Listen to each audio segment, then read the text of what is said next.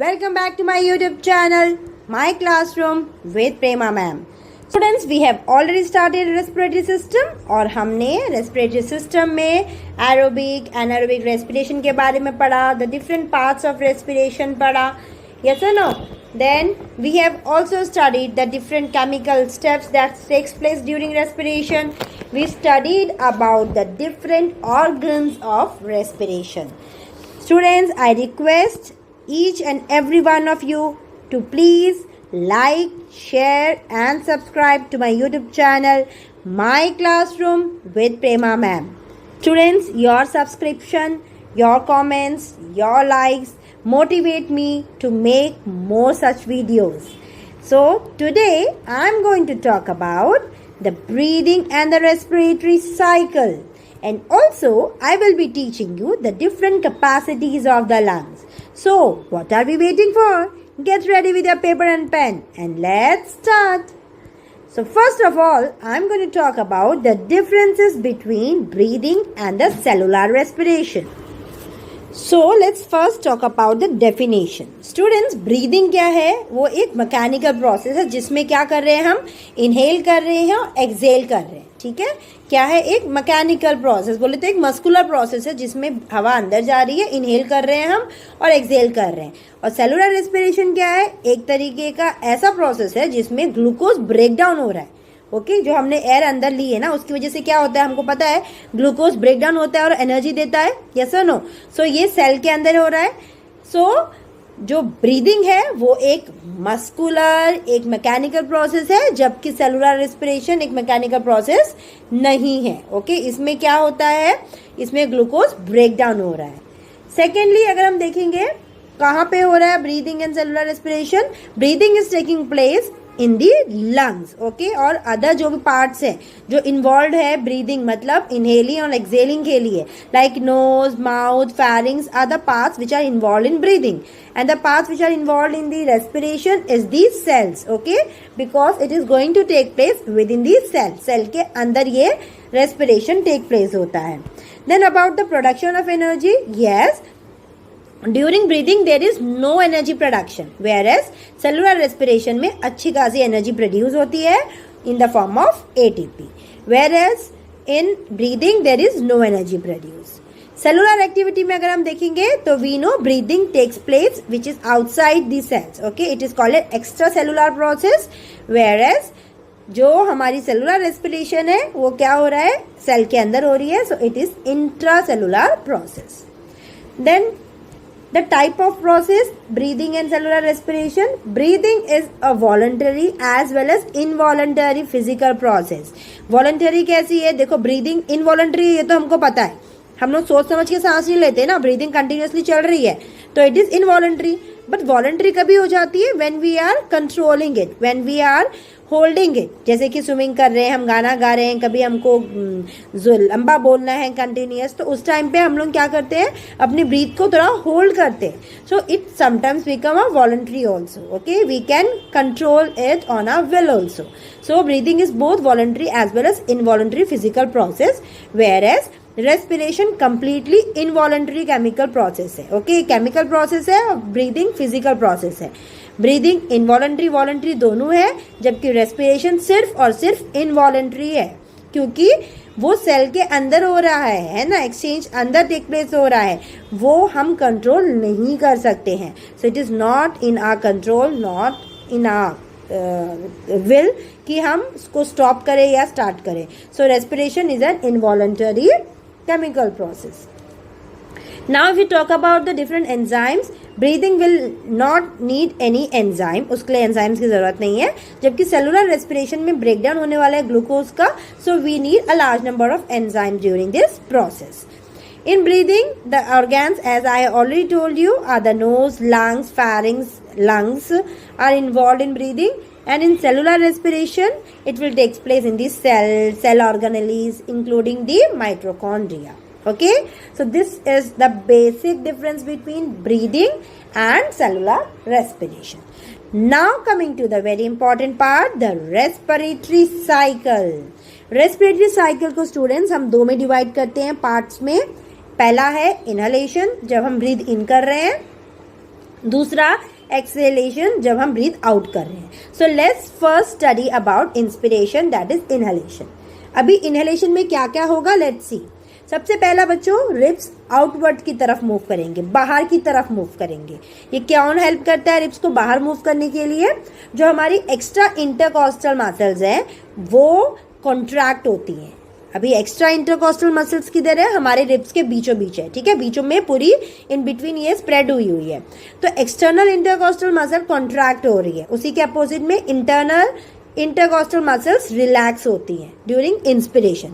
जब हम ब्रीथ इन कर रहे हैं तो क्या हो रहा है, जो हमारी जो मसल्स हैं इंटरकॉस्टल मसल्स एक्सटर्नल भी होती है, इंटरनल भी होती है. जो एक्सटर्नल है, जो बाहर की तरफ है, वो इंटरकॉस्टल मसल्स कॉन्ट्रैक्ट हो रही है और हमारे रिब्स को बाहर मूव करने में, आउटवर्ड मूव करने में हेल्प कर रही है.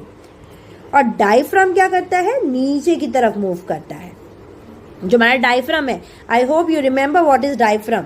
ये हमारे लंग्स थे बच्चों, तो हमने कहा था ना लंग्स किस पे रेस्ट कर रहा है? डायफ्राम में, the dome shape. Yes, so diaphragm कैसे मूव करेंगे? The diaphragm will move downwards. जो हमारा डायफ्राम है वो कैसे मूव कर रहा है? नीचे की तरफ डाउनवर्ड्स मूव करेगा और ऑलमोस्ट फ्लैट हो जाएगा. ठीक है, तो क्या हो गया, जो रिब्स है वो आउटवर्ड मूव कर रहे हैं, बाहर की तरफ मूव कर रहे हैं, और जो डायफ्राम है वो डाउनवर्ड मूव कर रहा है. ठीक है, तो ये दो एक्शंस टेक प्लेस हो रहे हैं. नॉर्मल पोजीशन है हमारे डायफ्राम की डोम शेप. अभी क्योंकि ये डाउनवर्ड्स मूव किया तो जो एब्डोमिनल में ऑर्गन्स हैं, ओके, वो क्या होंगे? दबेंगे. तो वो एडजस्ट करने के लिए क्या करेगा? हमारा एब्डोमिनल वॉल आउटवर्ड मूव्स करेगा. ठीक है, our abdominal wall will move outward. अब इन सब की वजह से क्या होगा बच्चों? जो चेस्ट कैविटी, जो थोरैसिक कैविटी है, ओके, जो चेस्ट की कैविटी है उसमें जो वॉल्यूम है वो इंक्रीज हो जाएगी, है ना. एरिया बढ़ गया ना, जगह बढ़ गई, so volume will increase. So as soon as the volume increase we know pressure decrease. अगर वॉल्यूम बढ़ता है तो प्रेशर अपने आप डिक्रीज हो जाता है. So here the pressure will decrease. So there is difference in the pressure. Atmospheric pressure बाहर की ज़्यादा है प्रेशर, लेकिन हमारे अंदर चेस्ट कैविटी में प्रेशर डिक्रीज हो गया है. तो क्या होगा? The movement takes place from high concentration to lower concentration. तो हाई प्रेशर से लो प्रेशर की तरफ एयर मूव करेगी. That means the outside air will rushes in. So now let's C this diagram and try to understand more clearly. सबसे पहला हमारा क्या हो रहा है बच्चों? चेस्ट कैविटी की साइज इंक्रीज हो रही है. कैसे? ये देखो, you can see here the ribs are moving outwards and upwards and diaphragm is moving downward. Okay, तो क्या हो रहा है? हमारी चेस्ट की कैविटी क्या हो रही है? इंक्रीज हो जा रही है. ओके, सेकंड क्या हो रहा है? जो इंटरनल प्रेशर है इसके अंदर, क्योंकि वॉल्यूम क्या हो गया? इंक्रीज हो गया, तो प्रेशर डिक्रीज हो जा रहा है. Okay, and because of the decreased pressure, the air from outside which is in the higher pressure, atmospheric pressure ज़्यादा था, okay, यहाँ पे pressure कम हो गया, so the air will move in, the air will rushes in. Students, I hope you have understood inhalation में क्या हो रहा है. Now coming to the next process, that is the exhalation or expiration. तो सबसे पहला चीज क्या हो रहा है? एकदम अपोजिट होएगा. जो इनहेलेशन में पड़ा बच्चों उसका एकदम उल्टा चीज होएगा. जो एक्सटर्नल इंटरकॉस्टल मसल्स हैं वो अभी कॉन्ट्रैक्ट नहीं होंगी, अभी क्या हो जाएंगी? वो रिलैक्स हो जाएंगी. तो जिसकी वजह से मूव क्या करेगा? रिब अपना इनवर्ड मूव कर रहा है. ओके, जो ये इंटरकॉस्टल मसल्स थी वो क्या हो गई? अभी रिलैक्स हो गई, तो हमारा रिब्स कहाँ पे? इनवर्ड मूव कर दिया. ठीक है, और जो डायफ्राम था वो back to its original position आ गया. ठीक है, रिलैक्स हो गया. जो कि डोम शेप का है वो अभी रिलैक्स हो गया. सेम मतलब उसने अपना डोम पोजीशन ले लिया है. थोरैसिक कैविटी की वजह से क्या होगा? इसकी वॉल्यूम जो थी थोरैसिक कैविटी की वो अभी डिक्रीज हो गई है, प्रेशर इंक्रीज हो गया है और हवा बाहर की तरफ पुश होएगी. क्यों होएगी? वापस सुनो. हमारे जो रिब्स थे बच्चों वो क्या हो गए? अंदर की तरफ मूव कर दिए. डायफ्राम फिर वापस ऊपर आ गए. ओके, तो क्या हो गया? यहाँ की वॉल्यूम कम हो गई. वॉल्यूम कम हो गई तो प्रेशर इंक्रीज हो गया. प्रेशर इंक्रीज होएगा तो अंदर प्रेशर ज़्यादा हो गया, एटमॉस्फेरिक प्रेशर बाहर कम है, तो हवा कहाँ मूव करेगी? High to low concentration. तो air is pushed out of the body. Okay, out of the lungs. आया समझ में बच्चों? Now let's see diagram of exhalation. Exhalation में देखो हमारे जो रिब्स हैं वो अभी क्या हो गए हैं? तो अभी रिब केज क्या हो जाएगा? Now the rib cage will move towards inward. Okay, और डायफ्राम भी ऊपर आ गया. तो क्या हो गया, यहाँ पे जो वॉल्यूम थी वो डिक्रीज हो गई, प्रेशर इंक्रीज हो गया और हवा बाहर आ गई। Understood? So this is how exhalation takes place. Now quickly let's see the difference between inspiration and expiration. बच्चों सबसे पहले हमने बोला डायफ्राम, क्या है डायफ्राम? Dome shape. ओके, तो डायफ्राम क्या हो रहा है, इंस्पिरेशन में कॉन्ट्रैक्ट हो रहा है और फ्लैट हो जा रहा है, और जबकि एक्सपिरेशन में वापस डोम शेप का हो जा रहा है। एक्सटर्नल इंटरकॉस्टल मसल क्या हो रही है, इंस्पिरेशन में कॉन्ट्रैक्ट हो रही है और एक्सपिरेशन में रिलैक्स हो रही है। उसी के अपोजिट में इंटरनल इंटरकॉस्टल मसल्स रिलैक्स होती है इंस्पिरेशन में और कॉन्ट्रैक्ट होती है एक्सपिरेशन में। Okay, now let's see about ribcage and sternum. It will move upward and outward in inspiration और उसका अपोजिट होएगा downward and inward in expiration. Volume क्या हो जाती है, इंस्पिरेशन में क्या होता है, सांस अंदर आ रही है ना, हवा अंदर आ रही है, मतलब वॉल्यूम प्रेशर की तरह कम है, अंदर कम है, मतलब वॉल्यूम ज़्यादा है, तो यहाँ पे वॉल्यूम इंक्रीज रहेगी और एक्सपिरेशन में वॉल्यूम डिक्रीज रहेगी। Okay, now the air pressure will decrease in inspiration and air pressure is increased in the thoracic cavity in the expiration. Air movement कैसा हो रहा है, एक्सटर्नल एयर हमारे लंग्स के अंदर आ रही है और जबकि एक्सपिरेशन में एक्सहेलेशन में क्या होता है, एयर हमारे लंग्स से बाहर निकल रही है। Okay students, I hope now this is clear what is inspiration and expiration, how it is taking place, how is the respiratory cycle taking place. Now इन सबको कंट्रोल करने के लिए हमारे पास एक ऑर्गन है जिसका नाम है मेडुला ऑब्लिंगाटा। यस, यू नो कहाँ पे, ये हमारा ब्रेन स्टेम में है। यस, ये you can see this is medulla oblongata और ये कंट्रोल करता है हमारे ब्रीदिंग मूवमेंट्स को। इसको हम रेस्पिरेटरी सेंटर भी कहते हैं। Now let's talk about some lung capacities. Okay, इनके बारे में हम पढ़ेंगे। लंग की डिफरेंट कैपेसिटीज है। सबसे पहला कैपेसिटी हम बोलेंगे टाइडल वॉल्यूम। टाइडल वॉल्यूम क्या है बच्चों, इट्स वेरी इजी, इंपॉर्टेंट भी है और इजी भी है।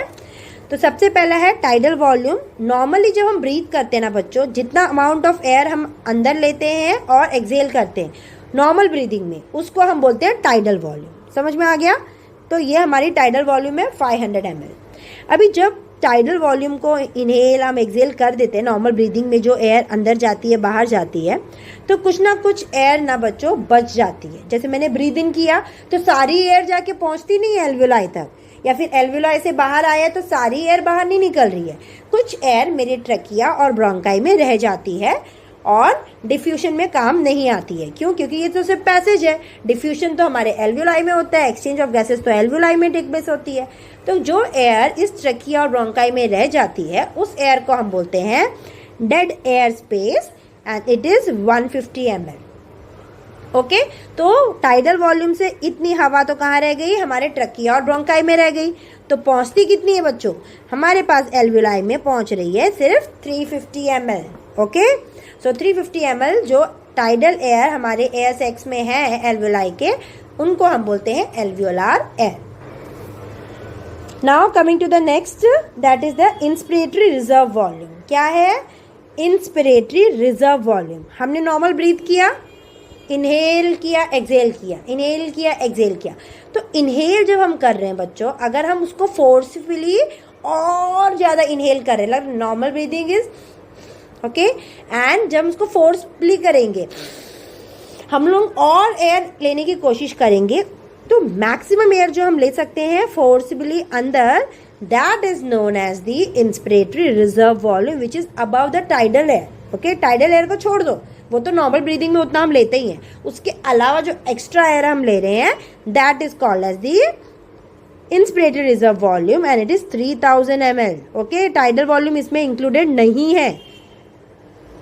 टाइडल वॉल्यूम को और ऐड कर रहे हैं हम इतना, तब जाके हमारी इंस्पिरेटरी रिजर्व वॉल्यूम बन रही है। ओके, टाइडल वॉल्यूम एक्सक्लूडेड है इसमें से and this is called as the complemental air. Okay, समझ में आया बच्चों? तो ये क्या है, जब हम ब्रीथ इन कर रहे हैं forcefully above the tidal volume is the complemental air. इसी तरीके से हमारा क्या होता है, एक्सपिरेटरी रिजर्व वॉल्यूम भी होता है। ठीक है, ये जो फोर्थ वन है ना, एक्सपिरेटरी रिजर्व वॉल्यूम क्या है, जितना हम नॉर्मली एक्सपायर करते हैं, हवा छोड़ते हैं नॉर्मली, ठीक है, ब्रीद आउट करते हैं, उसके आगे जब फोर्सफुली हम लोग कुछ एक्सेल करेंगे तो that air is called as supplemental air और the expiratory reserve volume and it is 1000 ml। Inspiratory reserve volume कितना था 3000 ml, जबकि expiratory reserve volume is 1000 ml। Understood. अब एक और यहाँ पे छूट गया हमारा, वो है इंस्पिरेटरी कैपेसिटी। तो इंस्पिरेटरी कैपेसिटी क्या है? Total volume of air a person can breathe in after a normal expiration, मतलब नॉर्मल एक्सहेल किया है उसके बाद कोई इंसान कितना ब्रीद कर सकता है, कितना ब्रीद इन कर सकता है, that is the inspiratory capacity. मतलब क्या हो गया, जो हमारा इंस्पिरेटरी रिजर्व वॉल्यूम था प्लस हमारा टाइडल वॉल्यूम भी आ गया इसमें, वो टोटल बन गया हमारा inspiratory capacity, that is 3500। Now come the next is the vital capacity. This is also very easy to understand.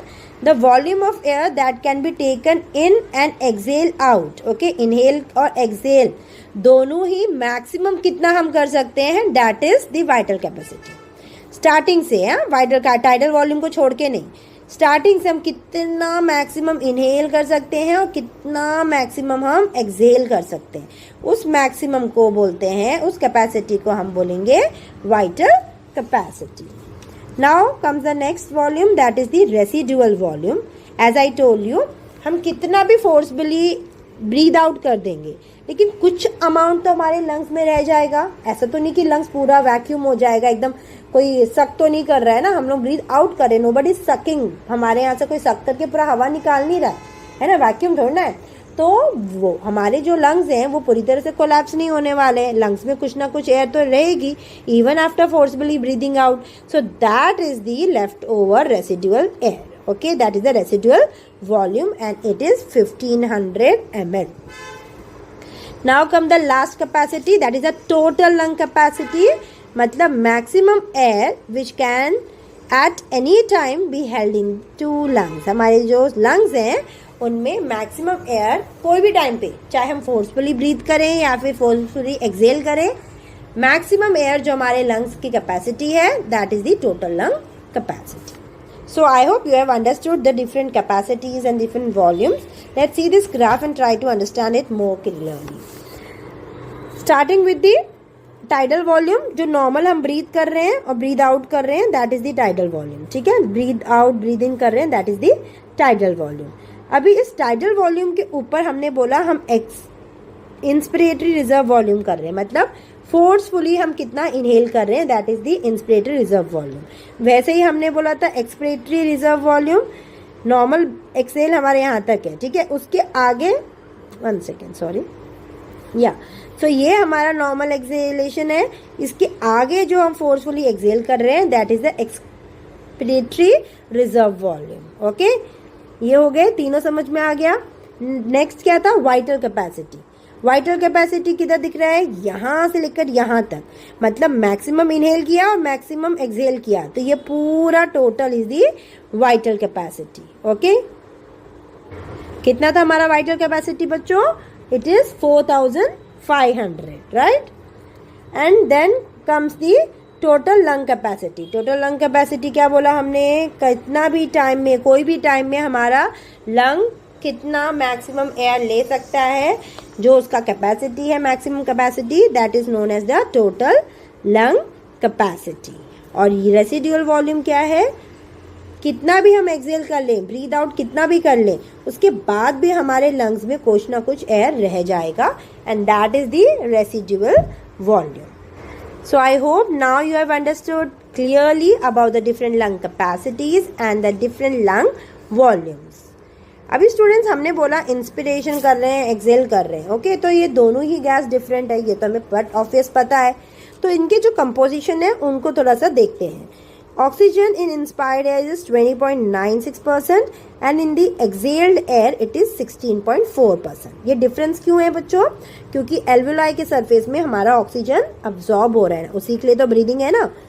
Then carbon dioxide 0.04% in inspired air, और बढ़ जाएगी जब हम एक्सहेल करेंगे। क्यों, क्योंकि जो एल्वियोलाई हैं वो क्या करेंगे, एक्सहेल एयर में क्या करेंगे, कार्बन डाइऑक्साइड को रिलीज करेंगे, डिफ्यूज एक्सचेंज टेक प्लेस हो रहा है। इसी तरीके से अदर में भी आपको डिफरेंसेस देखने को मिलेंगे. This is important when you talk about temperature. Inspired air ठंडियों में थोड़ा ठंडा एयर हो सकती है, गर्मियों में गर्म हवा हो सकती है, but expired air is about the body temperature. Okay, थोड़ी गर्म ही रहेगी. And why it is so? Because it is warmed by the respiratory passage. जब हवा पूरे पैसेज में से बाहर आ रही है तो वो वार्म अप हो जाती है, गर्म हो जाती है. Okay, so these are the difference between the inspired air and the expired air. So students, I have tried my level best to make you guys understand about the respiratory cycles and the different capacities of lungs. I hope you have understood it thoroughly. This completes the chapter respiratory system. If you have any doubt, feel free to ask me in the comment section. I will try to definitely answer all the queries. Keep studying, keep revising, and please don't forget to like, share and subscribe to my YouTube channel, My Classroom with Prema Ma'am. Thanks for watching. Bye bye.